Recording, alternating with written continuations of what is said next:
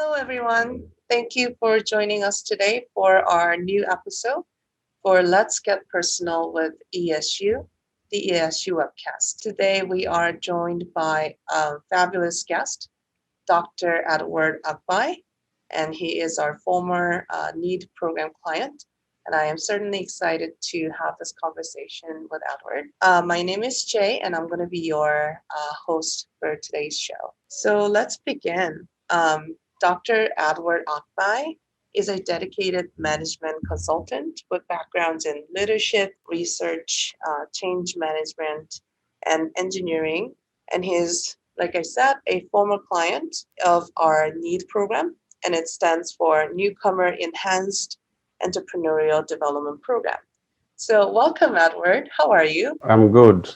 It's a pleasure to be here. Thank you for joining us today. Kind of start by talking about yourself briefly, like what do you do exactly and where are you from? Okay, I'm originally from Nigeria. I migrated to Canada with my family 14 months ago. I moved with my family to Canada. Before coming to Canada, I worked in the oil and gas industry for 17 years.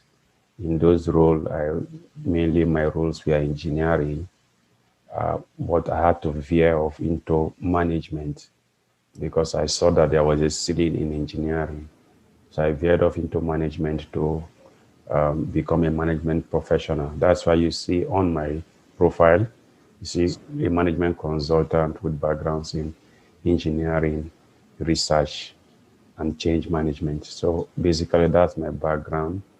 I came to Canada in 2019, and what I do because of the gap in employment. When I came, I saw the needs program in Open Door. I saw that there was a need for me to start to look about becoming an employer rather than seeking jobs, so I don't increase the unemployment statistics in the city. So I tried to open an education support business, Saskatoon. So that's what I do. The name of the company is a Smart Alliance Consulting Services. Could you talk about like your hometown where you grew up and how sort of growing up there influenced who you are now today? Yeah, thanks for that question. Basically, the town I grew up is called Port Harcourt. It's a city in Nigeria. It's the capital of River State. They call it the oil city. So naturally, because just like Saskatchewan and Alberta that have oil as one of the resource, there is always a tendency that people growing up here will look up to those companies and establishments. So the region I come from actually has oil. So the tendency was to study courses type of description. So it's an oil city in Nigeria. And that's why I found myself in the oil and gas. So my growing up years was about oil activities, oil rigs, you see helicopters flying around. So became part of our culture and our ecosystem. So yeah, I grew up in an oil city. So it was more of an industrial city. So what was it like for, I guess, growing up? Like how did that sort of type of economy impacted your personality even, or how, I guess, youth even perceive the economy and how they perceive the job market or things like that, if you have any comments? Yeah, basically, because it's an oil driven, first, my professional choices and career choices were around the oil and gas. So all I did was to go within that space to begin to make those choices. And because the mainstay of the country is oil and gas, so economic activities tended towards that. So it also affected how I was growing up, what are the choices I have to make. It meant that if the whole country was looking to where I was living, I was not thinking about migrating. I was not thinking about going to that city because everybody was coming to that city. And because it was controlling the economy, a lot of activities go on there. So it also affected my upbringing, my early life. It was about people that work in the oil and gas. In fact, I'm even writing a book about that, how my upbringing, how these activities of the oil and gas is affected my outlook to life, and now it affected everything about my conversations and my relationships and everything. I can see the example like a few years ago, Saskatchewan, well, not just Saskatchewan, but Canada in general, had a really big, almost critical oil crisis all across the country.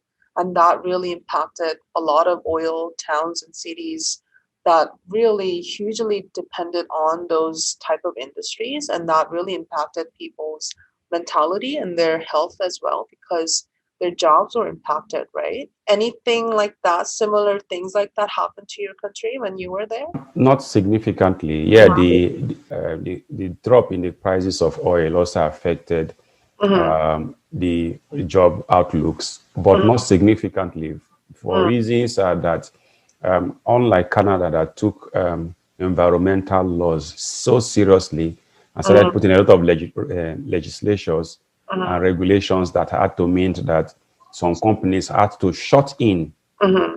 It was not that strong laws that would have led to corresponding shutting of oil activities. It Mm-hmm. only meant that they were moving from onshore, which is oil activities on land. They now moved us offshore. So that was the regime change that happened in terms of the outlook for oil, unlike Canada, because a lot of the activities for the Canada, the province of Alberta and Saskatchewan, we are on land. They were not on the high sea. So Nigeria moved to a new regime of having oil and gas activities on the high sea. So the activities were not centered around land. So those environmental issues I have to deal with how it affected human beings was not too stringent because it has moved out of where human beings were located. So it didn't affect it significantly. But yes, the drop in price also meant that there was a corresponding drop in the revenue of the country and how they did their all activities, but not significantly in terms of job loss. Which can be significantly impactful, people's lives, right? Yeah, I think that's a really good comment. Now, on a more personal note, what's your family like? Like, did you have a lot of siblings? I did. Predominant. We are six in the family. We are six in the family. I lost my father some years ago, about 8 years ago. But we are six in the family, which means from the Canada context, it's a large family, right? So that meant that I had to take a lot of siblings, and the culture puts a lot of responsibility on the first and second born of the family. Unlike in Canada, everybody take care of themselves, but the responsibility is on the first and second, and I belong to that category of the first and the second. So a lot of responsibility had to lie on my head. So growing up meant that I had to I had to grow up very fast and mature because people were coming over to me, and I needed to look at them.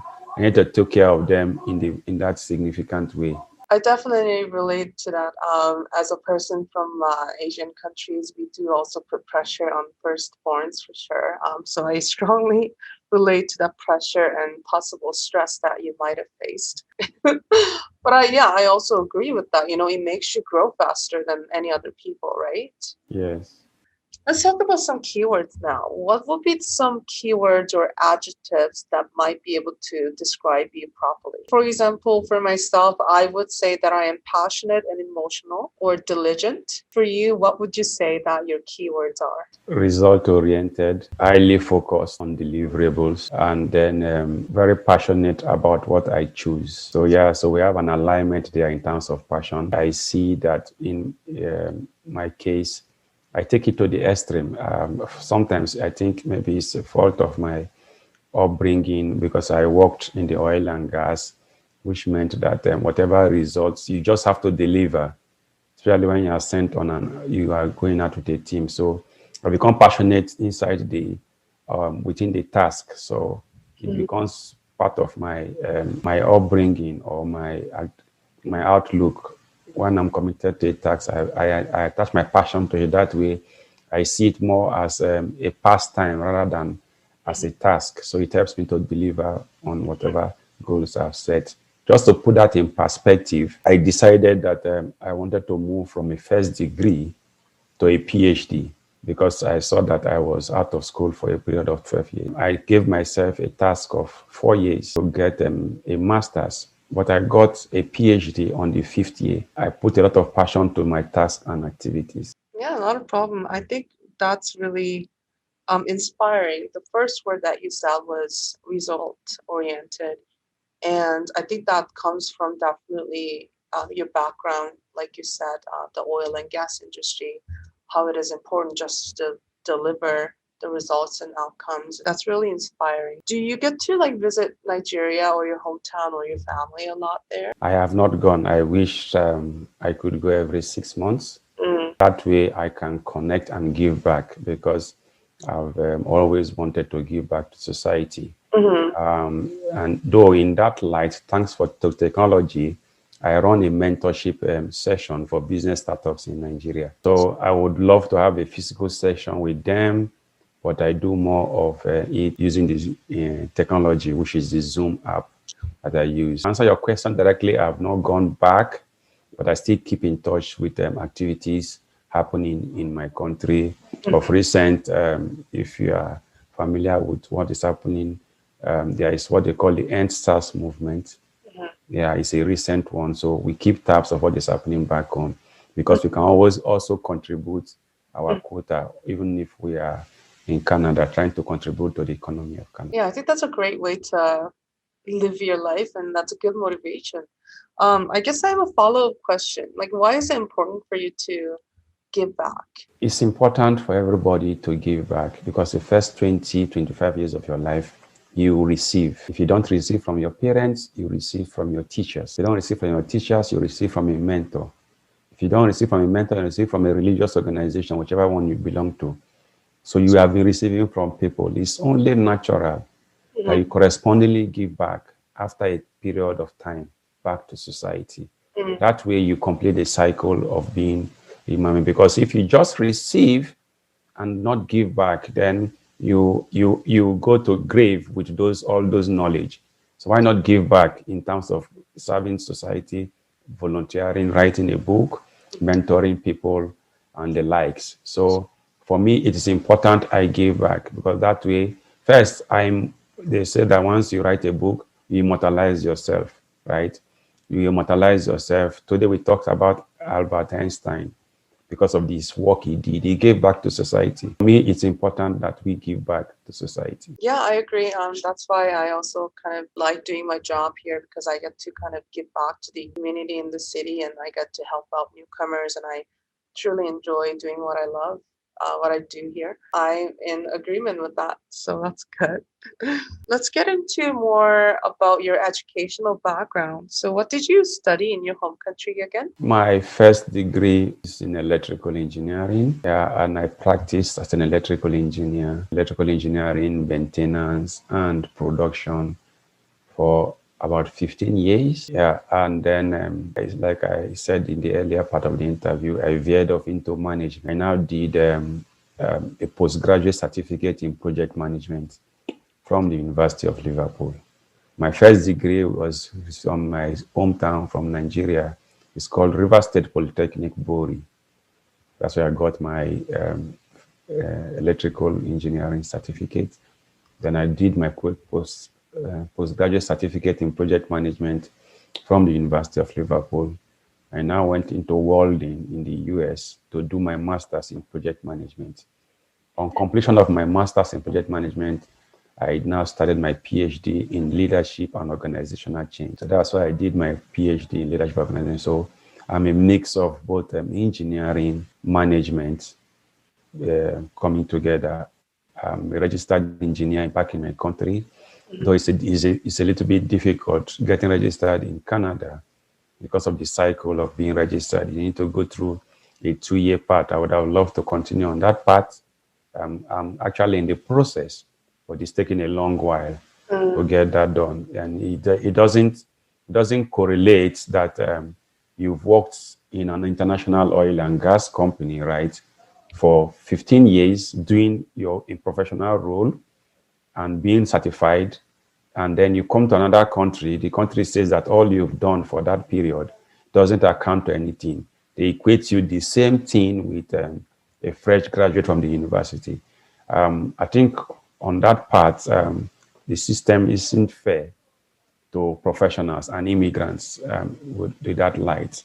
Because if the table is turned that somebody that has worked 15 years in Canada goes to another country and having done that profession, it says that the only way they can equate him is with somebody that is just finishing the university. It's not fair to that. So I think for me, that policy need to be reviewed. It's also why I saw a gap, and I'm thinking of how to discuss with the authorities, how to bridge that gap for professionals like me. Do a bridging program rather than tell me to go to the long haul. If I'm not competent in that bridging program, then you can tell me to go that long haul. But just to tell me to go using one brush to paint everybody, I don't think it's a fair policy. No, I agree. I think that there should be a better system and structure and process for professional immigrants to be able to continue their career, right? Because often, like yourself, you have such a long professional experience and in-depth knowledge about the field. And then you come to Canada and like a lot of employers just say, nope, that doesn't matter. And that's just can be really frustrating. And so, yeah, I agree with you. But yeah, we're gonna talk about that towards the end because I think it's a really important issue that we can elaborate more on. So yeah, we're gonna definitely come back on that. Did you sort of go into the I guess the field of electric engineering and then veering into management? What made you choose those options? Okay, thank you for the question. I chose electrical because I had the options of three courses at that time. The engineering options were limited. We had the civil engineering, the electrical engineering, and the mechanical engineering. I definitely didn't want to be a builder. And I saw the mechanical engineering as people that carry things, and I thought that I didn't have enough muscle. So the only option available for me then was the electrical, since I wanted to be an engineer. My father had wanted me to be a medical doctor because he thought that I could do it. I saw that I couldn't have too much to memorize things was not my forte. So engineering was naturally this. So that's why I chose engineering. It was not that I had wanted to be an electrical engineer from the beginning, but when I was given these three options, electrical engineer suits my need at that time. So I veered off into electrical engineering, and luckily I got a job while I was still in school. So yeah, that was informed my decision to go into electrical engineering. Having worked for 12 years, I saw my superiors and I saw that there was a ceiling they couldn't go above. Just to give you a picture, if you work in an engineering firm, right, no matter how much you are proficient or how much you are talented, it's difficult to veer to graduate from out of the engineering floor. So we have a floor manager, and until that man retires, you can't take his position. So which means that at a particular point, their productivity comes down. So I saw that that was a problem. I now saw that the route out of this supposed problem was to go into management. That's why I veered off into project management to see and I escape this problem I saw. So that's what veered me into project management, and I enjoyed it. Today I can talk about both engineering and management. Yes, I would have just been I am an engineering specialist. So that's what veered me off. It was the fear of not being productive and not reaching the peak of my career that made me veer into management. Well, thanks for that answer. That was really interesting. How, yeah, sometimes your undergraduate degree is often not entirely made up by your own choice, which I think a lot of people can relate to. But yeah, I'm glad that you managed to get into the field of your passion and your interest actually as a result. Let's move on to your story about just coming to Canada and Saskatoon in general. How did you come to Saskatoon again? Yeah, I came through the provincial nomination program, which meant that my choices became limited. I have to choose a city in Saskatchewan. So when I got the nomination, confirmation of permanent residency, the last document, that very long document, when I got that, it was now the decision of which city to come to in Saskatchewan. The two cities that we didn't know about Prince Albert, the two cities that were obvious to us was Regina and Saskatoon. But when we made some inquiries, some early inquiries, what we got was that Regina was the province capital, but it was not as a lively city as Saskatchewan. That was the information we got. So, and we have moved from, at that time, we had moved from Port Harcourt, which was a smaller city, to Abuja, the nation's capital. So we are used to a much bigger city and a more active city. So going back to the other was something like a reverse for us in some sort. So we chose a more cosmopolitan city from the information we got. So that was what made us to choose Saskatoon ahead of Regina, not for any other reason, because we didn't have much information about that. But there was also a dilemma because at that time, my wife had gotten admission to do a PhD in University of Regina.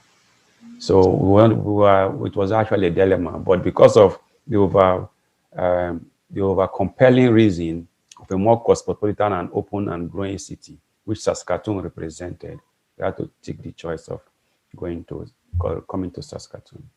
So I guess my next question would be like, what made you leave your home country and come to Canada?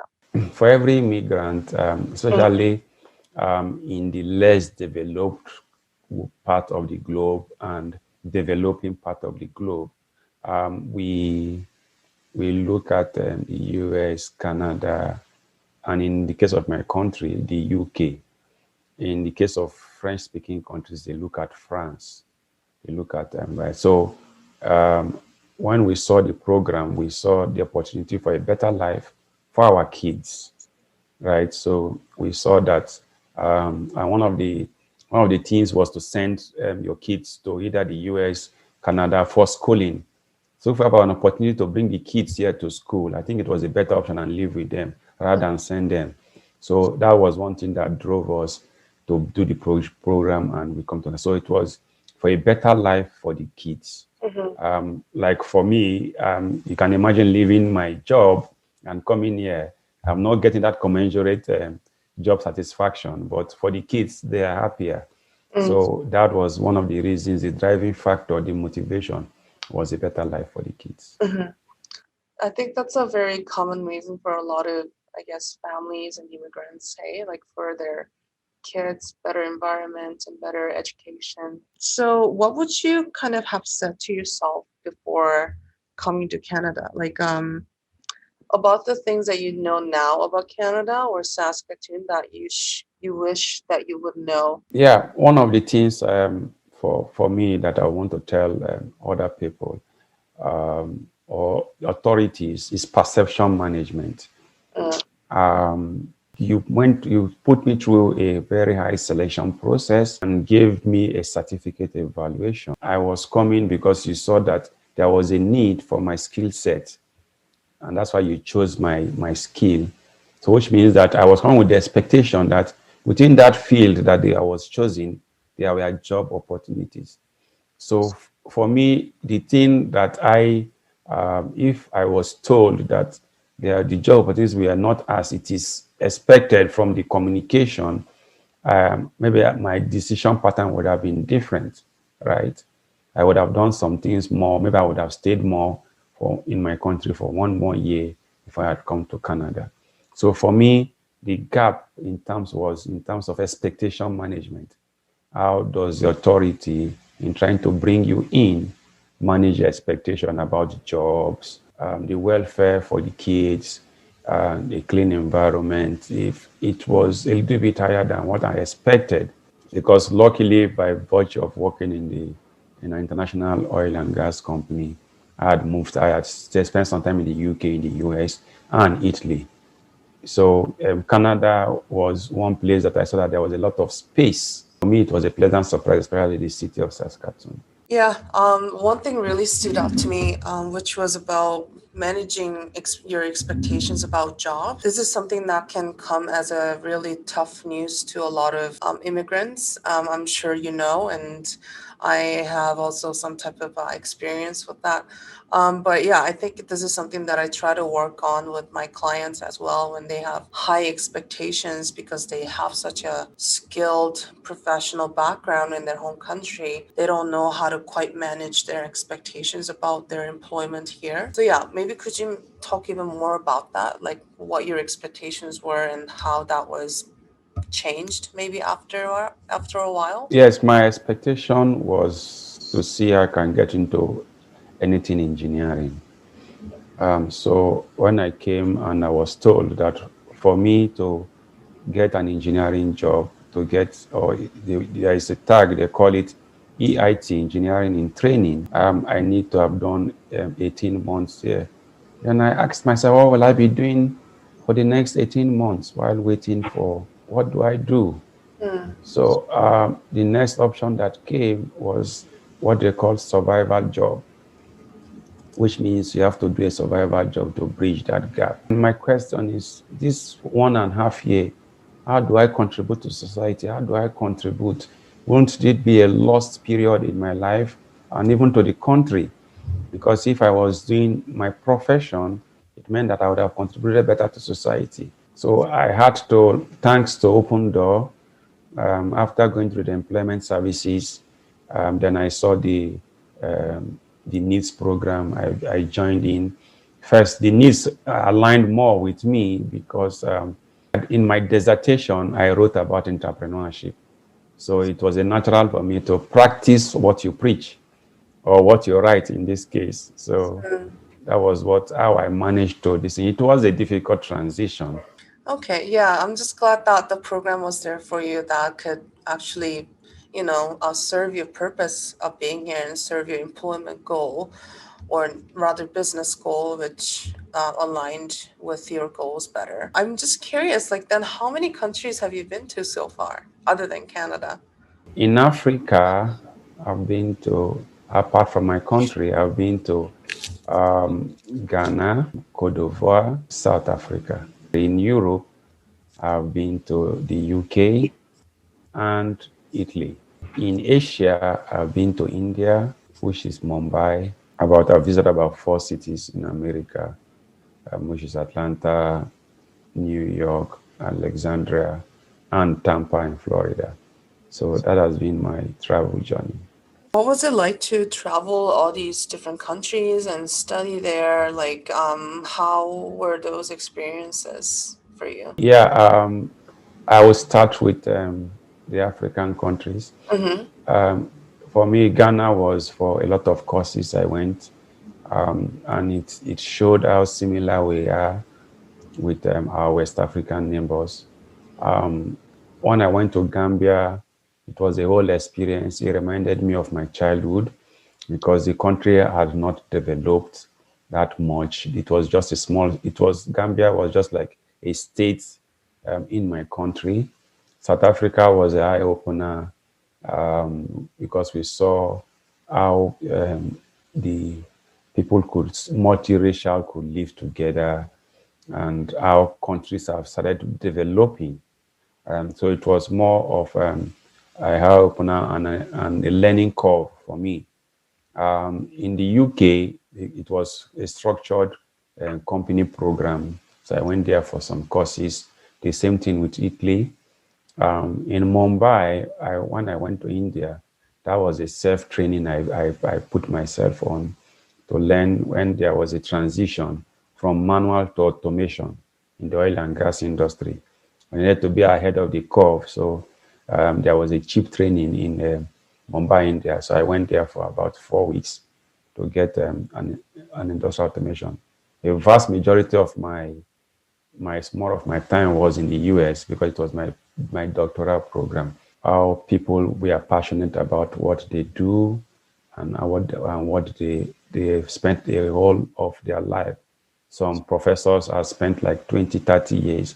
And when you see the wealth of experience they exhume, it was an interesting one. So my journey Traveling was part of my educational journey. Wow.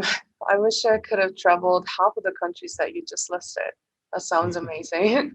Yeah, it Fascinating. does. If you could kind of think about a person like in the past or even in your childhood that most inspired you to be the person that you are today, who would be the person and why? Two, actually, naturally, people will say their parents because they always believe in their children.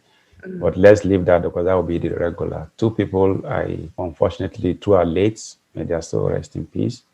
The first is Chief Anthony Okuba. Saw a potential in me, and immediately I joined the company, he became interested in them mentoring me. He made me to grow. I had to stand on his shoulders in some cases.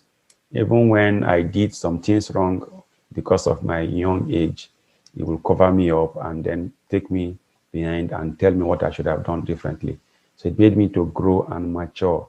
A second person that was a great mentor to me and saw my capacity in terms of being a much bigger leader than I thought I could be was PZ Aginia. Is also late. He died just some few years ago.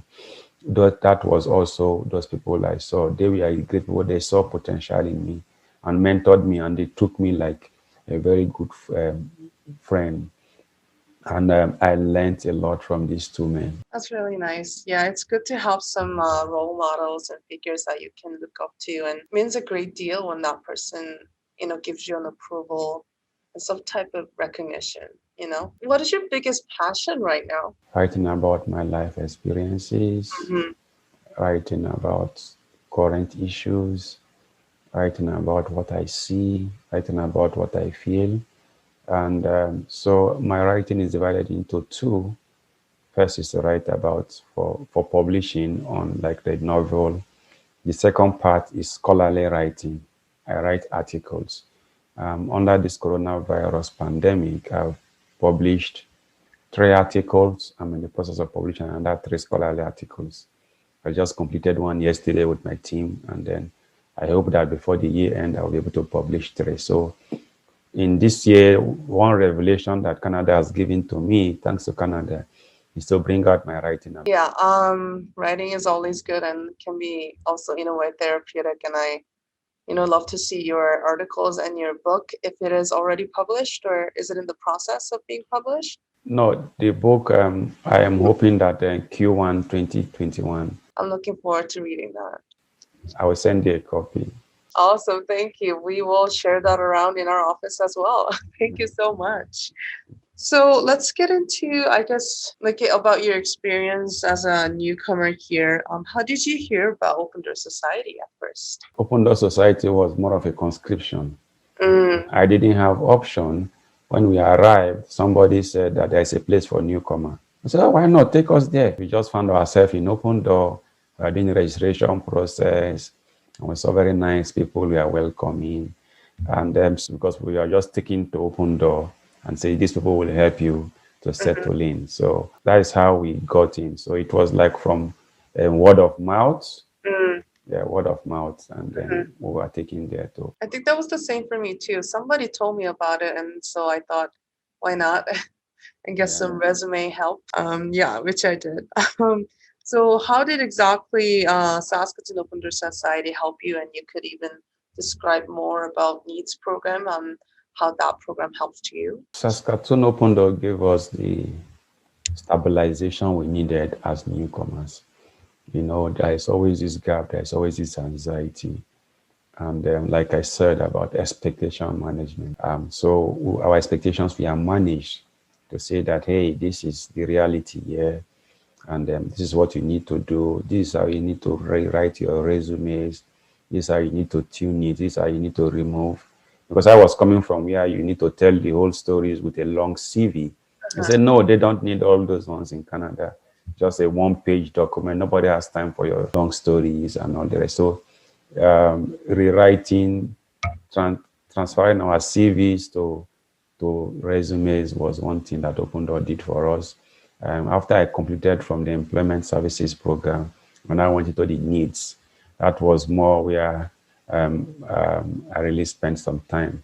Janet was a nice person, was willing to answer even the ones that were not related to our area. And we were introduced to Square One, how we could open our business. I said, why not?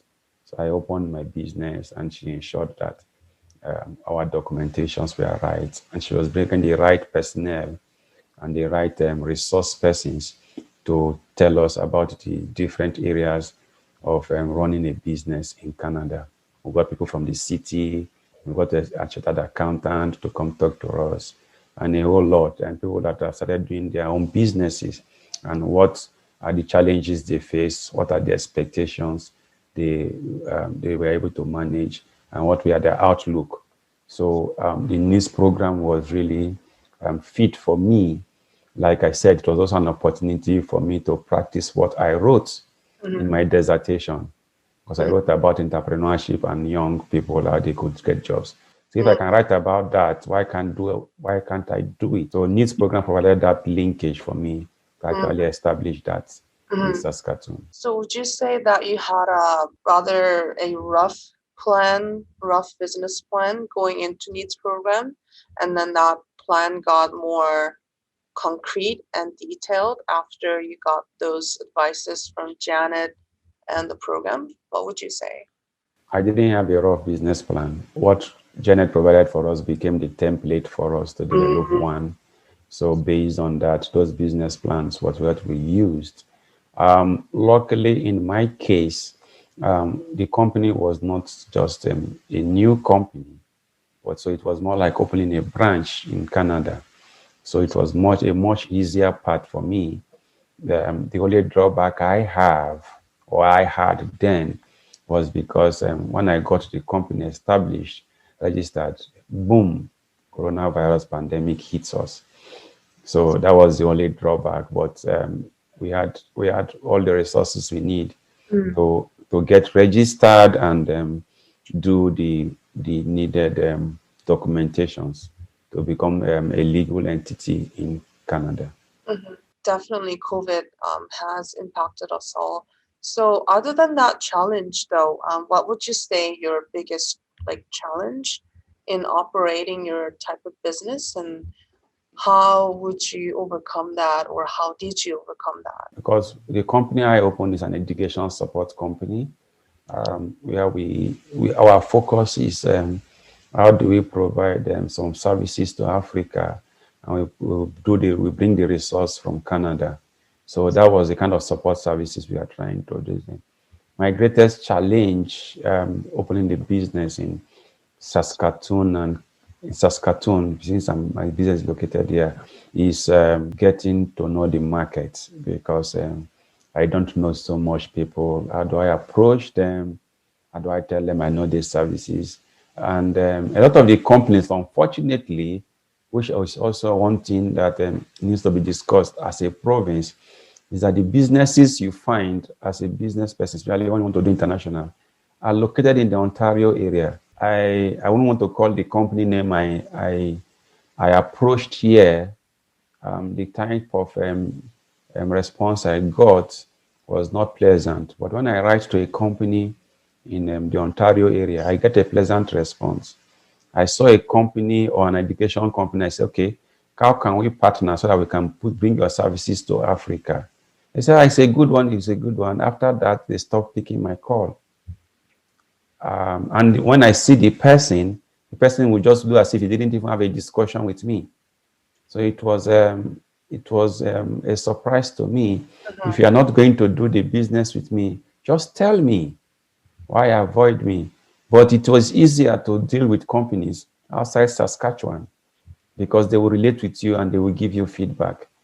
So that's one challenge I see doing business and relating with companies within my perspective might be wrong, but that is what I have observed. Mhm. No, I think your personal experience, one way or another, it's valid because that's what you experienced. And I guess this is kind of relevant to what you are talking about right now. But going back to the topic that we discussed before in the beginning of this episode, so we were talking about some of the newcomers and their frustrations when they come to Saskatoon or when they come to Canada. They are frustrated with their discontinued career because their career is not validated often by the employers here. And what do you think that there are like about the ways that we could improve that process or their perceptions? Yes, I've developed a concept note about that. I actually have a team that will develop a concept note about that. We are proposing a bridge program for professionals, a 3 months bridge program. SAS Poly, and because SAS Poly is recognized by the government, and then or a U of S or U of R, and they provide a bridge program. And the bridge program should have a buy-in with the industry. So, which means that if this you go through this program and you are successful, industry use that to certify that whatever experience and knowledge you've gotten when before coming to Canada becomes valid. So it is only when you can't pass that bridge program, then they can say, okay, now you go through the other route.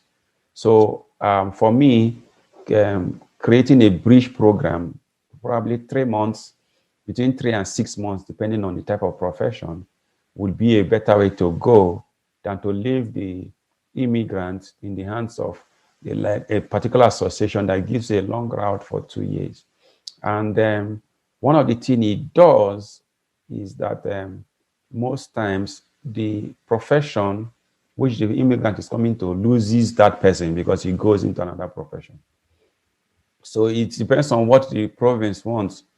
Did you invite these immigrants not to add to a particular field? You want them to come and find a passion in Canada. So that is what policymakers in a particular issue in the province need to answer in relation to improving on a professional mix. Because I tell you, a lot of immigrants will come with a lot of skills that could also improve on the system. For me, the system looks conservative in that approach, and it's not open because you are not welcoming new immigrants and new ideas, in my opinion. Hmm. I think that's a really good program, and I look forward to seeing that actually being, I guess, put into an action and then happens. I think that would be a really great opportunity for a lot of professional immigrants. So what would that look like in actual example? Let's say there's a person with electrical engineering degree, has experience in electrical engineering more than 10 years, Yeah. and he wants to kind of continue that career.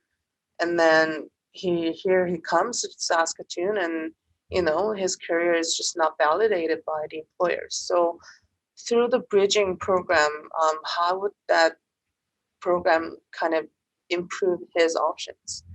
Electrical engineer, and he tells you that he has been working with electrical machines for 10 years, right? A bridging program with Sax Poly will say, okay, they will take him through the class to check whether his knowledge is still up to date for a month. And then they take him to a model electrical machine or electrical generator. It's okay, on this generator, start this generator. Okay, bring out a part and fix it back, right? On this electric motor, how do you service this electric motor? What are the things you look out for in your monthly maintenance program? What are the things you look out for in your 6 months maintenance program? What are the things you look out for in 1 year maintenance program? Tell me about it. That way, the man is telling you about the machine. You don't need an interview. He's telling you about the machine. He shows you that he's doing it. The 3 months bridging gap should be a practical course. I give you an example, a second example. If you say an accountant, right? You say an accountant has been working and he has been working as an accountant. Take him through accounting a problem. Tell him, please fix this problem in the next 1 hour. What will you advise the manager with this? How do you advise this? For me, those are the practical things you can do. And so if it convinces Sax Poly, it convinces U of S that this man can do both the theory and the practical, right? They are recommended, or they are given something like a sign off that this person can do it. That way, you don't begin to ask about does he have Canadian work experience? So for me, that's what I think. More practical oriented That's why I'm talking about professionals. I think that's really great.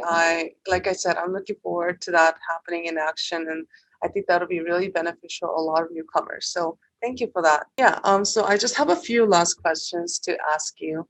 What advice or takeaway would you give to different newcomers in Saskatoon who are looking for a job? The reality is you need to do, in quote, what they call survival job, but stay true to your profession. 5 years down the road, I won't stay in Canada. If you're not true to your profession, you may discover that, why did I take this option? Because the year runs by in Canada, right? So Mhm. what you do is, even when you are doing something else, you make sure you stay true to your profession, get the necessary certifications, and stay true to that work profession. Because if, for want of a better word, that is your comfort zone. That is where you have competency. That is where you can build more skills around. So while you are doing other jobs, stay true to the profession that which you have been doing. Except you made up your mind that you want to do a different profession when coming to Canada, then it's okay. Follow that your passion. Else, stay true to your profession. That's really encouraging. Thank you. Would you give maybe like similar advice to people who are looking to open their own business too, or would you give some different advices maybe? I would say follow your passion, but be ready for the learning curve. It's a long road. Mm. Year 1 to year 5, you may not be in profit ways. So for that period, you be giving more of your time and your emotions, but just stay true to it. Because on the final analysis, you'll be solving a very big societal problem, which means you will not be in the unemployment equation, or you will not be part of the unemployment data by opening your business, and you become an employer of labor. So stay true to your passion. Thank you for those nice words. Is there anything else that you would like to say that maybe I forgot to ask you about? Generally, for me, it's been a pleasure knowing people in Open Door. They've been part of my family, and I've also enjoyed my period staying in Canada. My greatest fear is always the winter. It's the winter, especially coming from tropical climate. But Canada is one place we've chosen to make our home, and I think that it's one place that is about your perspective, what you want to get from it. For me, I'm enjoying my time in Canada. Okay, well, thank you for the last answer. And I seriously enjoyed this conversation with you. And I learned a lot from your personal stories as well. So thank you for joining us today, Dr. Edward Agbai. Thank you for having me. It's a pleasure. Thank you. Yeah, I would like to thank the audience for joining us today and for watching and listening to the stories. And yeah, please keep yourself updated with the next episode as well. We will invite another exciting, fascinating guest speaker to talk about his or her personal stories and their employment or business journey. And so we can all learn from those stories. So, yeah, thank you. And if you have any feedback or comments to share, please send us an email to esuwebcast@sods.sk.ca. Thank you guys and have a great day. Bye bye.